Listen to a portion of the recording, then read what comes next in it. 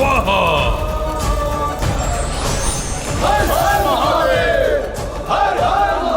देवताओं के तत्व और भी तीव्र वेग से उनसे विलग होकर त्रिपुर जा रही है।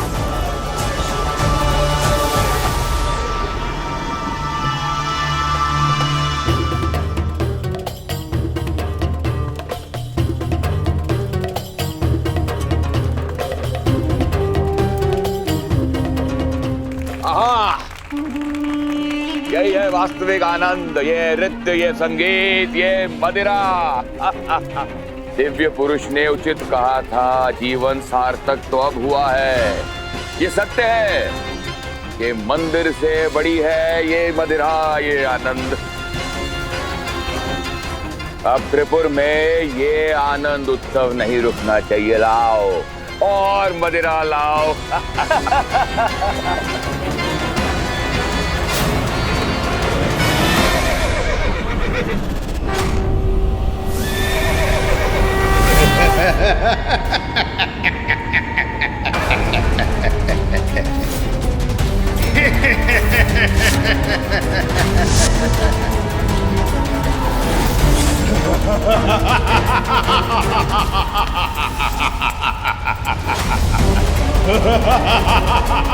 भ्राताश्री, ये काली छाया कैसी है जो त्रिपुर को ग्रसने का दुस्साहस कर रही है?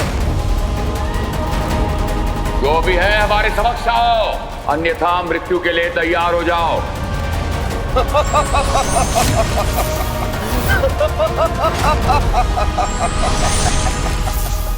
राहु, राहु तुम व्यर्थ आए हो यहाँ, क्योंकि तुम्हारा ग्रहण सूर्य या चंद्र पर चल सकता है, हमारे त्रिपुरासुर में नहीं। ग्रहण तो लगने वाला है अब तुम्हारे राज्य पर, महादेव के क्रोध का ग्रहण, क्योंकि अब वो अपने रथ पर आरूढ़ होकर तुम्हारा विनाश करने के लिए निकल चुके हैं। और ये मत भूलो, त्रिपुर भी अब एक सीधी रेखा में आने वाला है।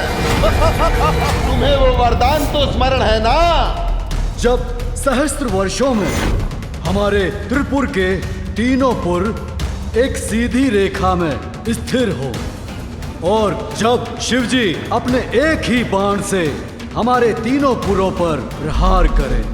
प्रभु, मात्र इसी अवस्था में त्रिपुर और हमारा विनाश संभव है। बस यही स्मरण कराने और सचेत करने आया हूं तुम्हें मैं कि तुम्हारा विनाश तुम्हारी ओर बढ़ रहा है।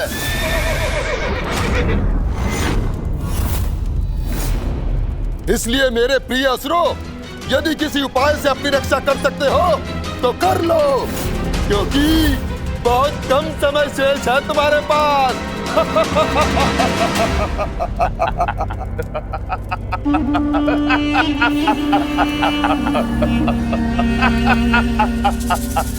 उचित कहा तुमने राहु, समय शेष नहीं है, परंतु असुरों के विनाश के लिए नहीं, हमारी शक्ति और सत्ता की पुनर्स्थापना के लिए।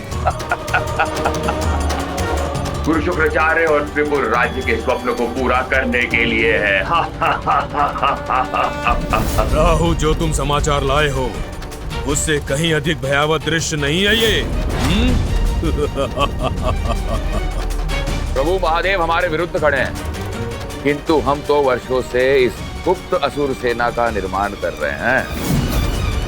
किंतु क्या ये सेना महादेव और उनके पुत्र गणेश को रोकने में सक्षम होगी? श्री गणेश यहाँ आकर भले ही सब कुछ ज्ञात कर चले गए हो और जाकर महादेव को भी बता दिया हो, किंतु चिंता की कोई बात नहीं, क्योंकि हमारी असुर सेना अभी भी अदृश्य है।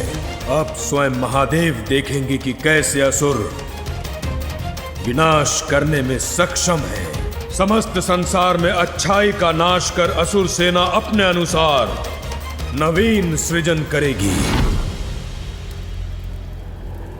ओम झूम हुम स्वाहा।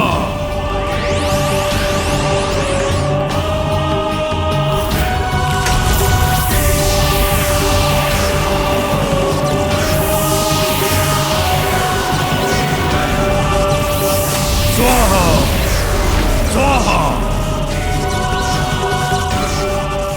झूम हुम स्वाहा स्वाहा।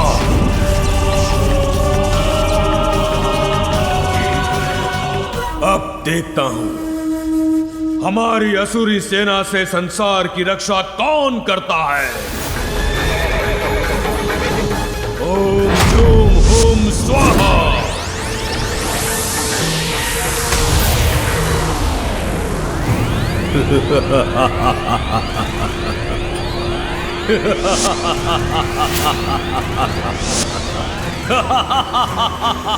अब हमारी असुर सेना जीवित होने के लिए तत्पर है। सफल हो गया मैं, पूर्ण हुआ यज्ञ। अब मुझे इस यज्ञ की अग्नि को और प्रज्वलित करने की कोई आवश्यकता नहीं, और ना ही तत्वों की ऊर्जा चाहिए मुझे। तुम्हारे एक आदेश पर यह सेना विनाश करने को तत्पर हो जाएगी। मैंने अपना कार्य कर दिया। अब तुम त्रिपुरासुर अपना कर्तव्य निभाओ। हर हर महादेव।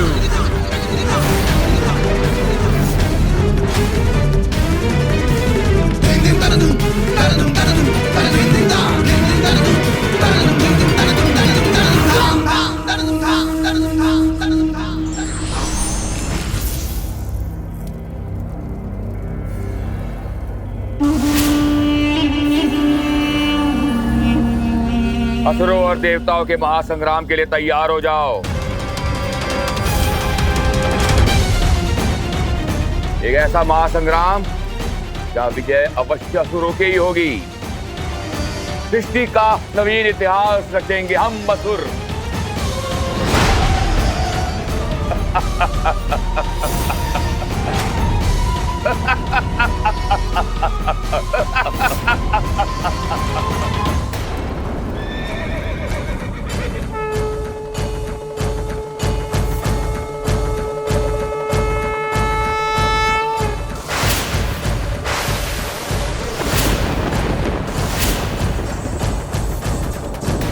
महादेव हमारा विनाश करने बढ़ रहे हैं, किंतु हम भी उनके बाण का उचित उत्तर देंगे।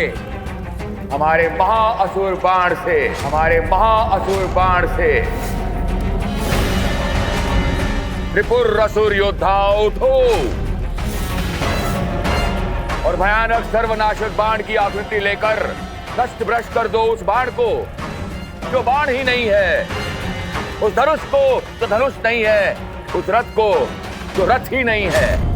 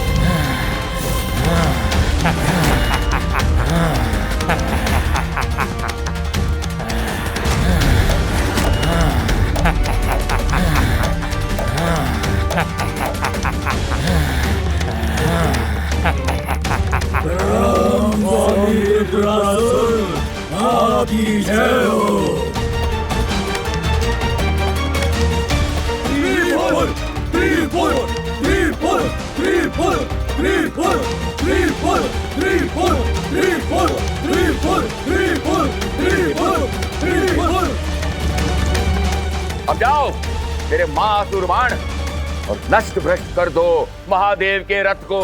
जाओ।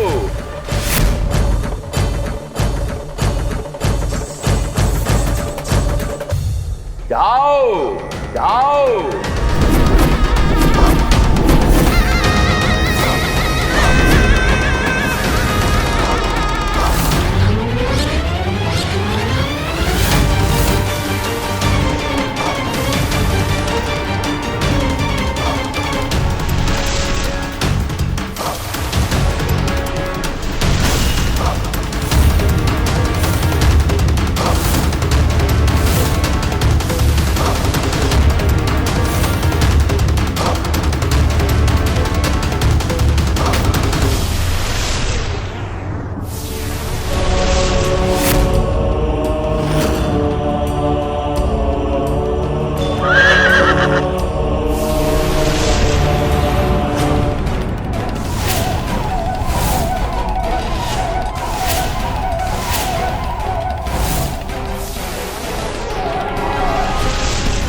ये तो प्रभु महादेव के रथ पर असुरी शक्ति का महाबाण चलाकर इन ढोंगी असुरों ने अपनी धृष्टता का परिचय तो दे ही थी।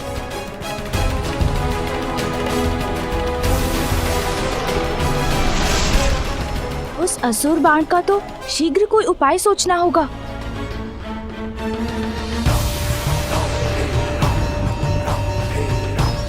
प्रभु महादेव, यह असुर बाण हमारी ओर तीव्र गति से आ रहा है और आप विष्णु बाण मात्र एक बार ही प्रयोग कर सकते हैं और साधे हुए बाण को हटाकर दूसरा बाण लगाना अधार्मिक होगा।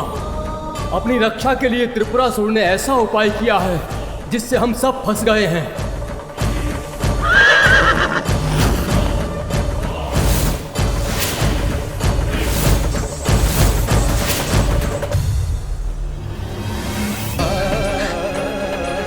यदि हम शक्ति से संपन्न होते तो अवश्य महादेव का साथ देने के लिए इस युद्ध में भाग लेते। अब क्या करेंगे महादेव, क्या करेंगे?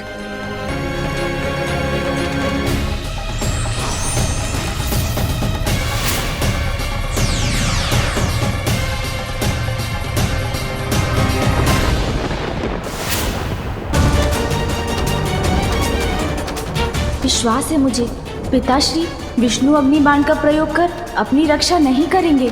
उससे तो वो मात्र त्रिपुर पर ही वार करेंगे।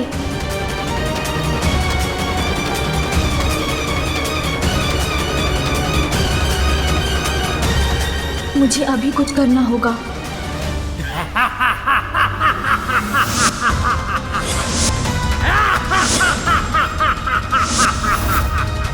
बस अब शीघ्र ही नष्ट होने वाला है महादेव का रथ, जिसके बाद सभी चिंताओं से मुक्त हो जाएंगे। अब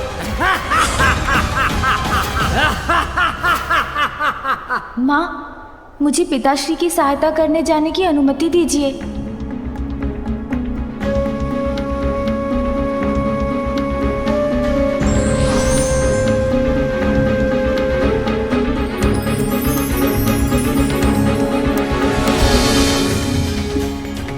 पुत्र, इस रुद्राक्ष माला को महादेव और मेरे आशीर्वाद स्वरूप ग्रहण करो। मुझे विश्वास है उचित समय आने पर ये अवश्य तुम्हारी सहायता करेगी। दीजिए माँ।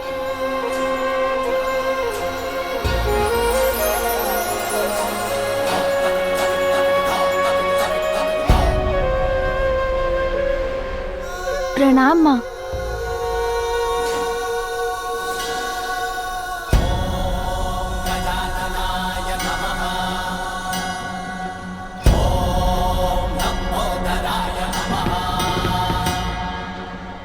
चलिए मूषक जी।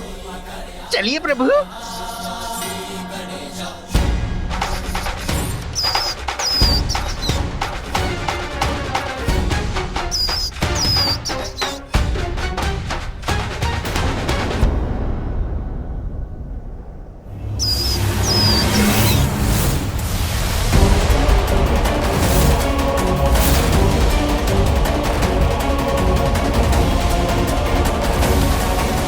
इस असुर बाण को मैं त्रिपुर को ध्वस्त करने के अपने लक्ष्य को परिवर्तित नहीं करने दूंगा। जब तक त्रिपुर एक सीधी रेखा में ना आ जाए, मुझे विष्णु बाण को इसी प्रकार यथास्थित रखना होगा। कहीं त्रिपुर के सीधी रेखा में आने के पूर्व ही ये असुर बाण हमारे इस रथ से टकरा गया तो सर्वनाश हो जाएगा।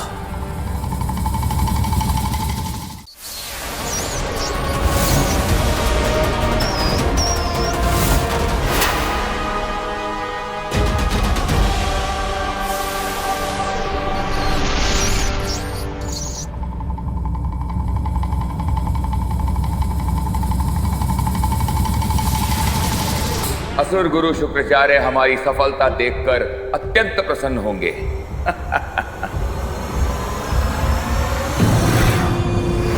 सुरक्षित रहेंगे त्रिपुर, नाश होगा महादेव के रथ का और प्रारंभ होगा कभी ना नष्ट होने वाला असुर साम्राज्य।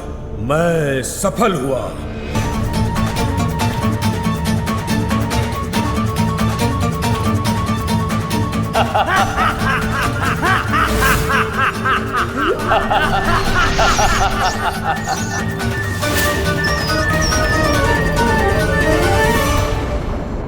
मूषक जी, यही उचित समय है।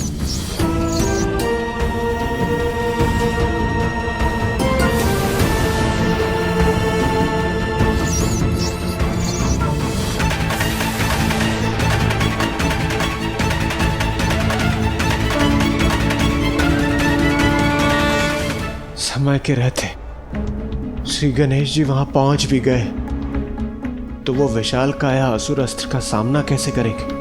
सत्य वचन।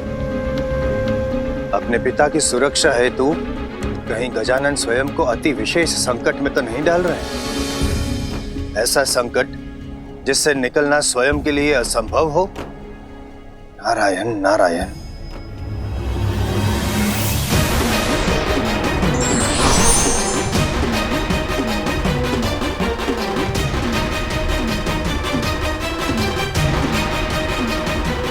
अपना आकार कितना भी बढ़ा ले गणेश, हमारे अपराजय अस्त्र से टकराकर यह अवश्य नष्ट हो जाएगा।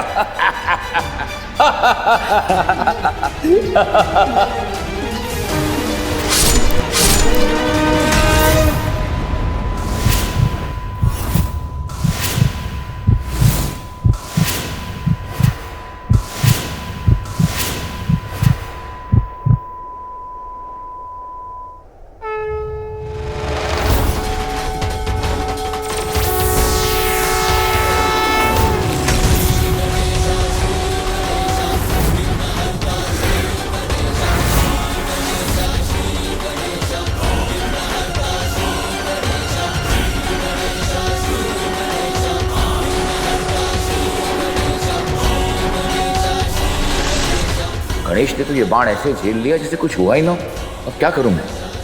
विघ्नहर्ता श्री गणेश की जय। विघ्नहर्ता गणेश की जय। विघ्नहर्ता गणेश की जय। विघ्नहर्ता गणेश की जय। विघ्नहर्ता गणेश की जय। अनर्थ, घोर अनर्थ। गणेश ने तो मेरा ये प्रयास भी विफल कर दिया।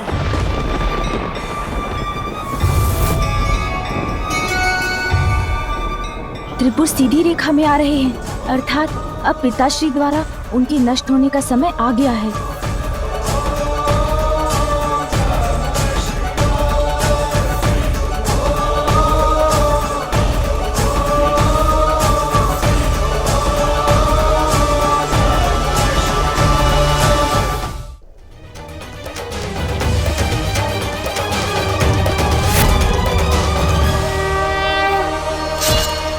हमारा युद्ध अभी समाप्त नहीं हुआ शिवपुत्र गणेश।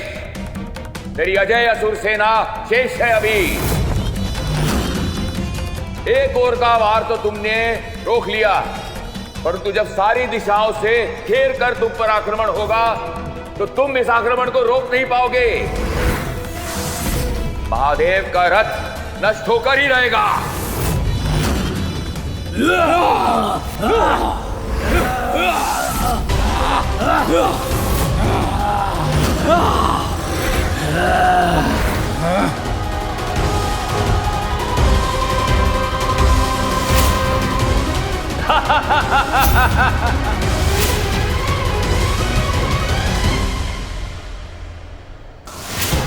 असुर सेना तो अत्यंत भयंकर है। महादेव और प्रथम पूज्य गणेश चारों दिशाओं से आने वाले इन संकट को कैसे रोक पाएंगे?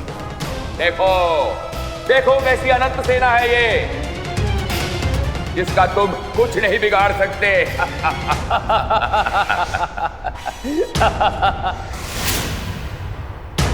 विनाश यदि आज होगा तो देवताओं का और अन्य जीवों का, क्योंकि इससे पूर्व ये सभी त्रिपुर एक सीधी रेखा में आए, हमारी ये सेना महादेव के रथ को ध्वस्त कर देंगी।